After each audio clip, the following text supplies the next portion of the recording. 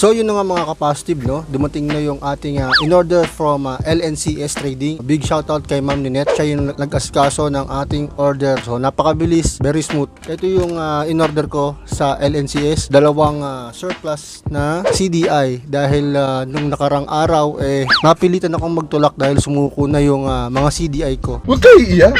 Yung CDI ko dito, hindi ko sure kung ilang taon na dahil ito pa rin naman yung ginagamit ko buhot nung nabili ko way back 2019, 2020. So, kabit ko lang to. At ready to go na. 15 minutes later. Oh no!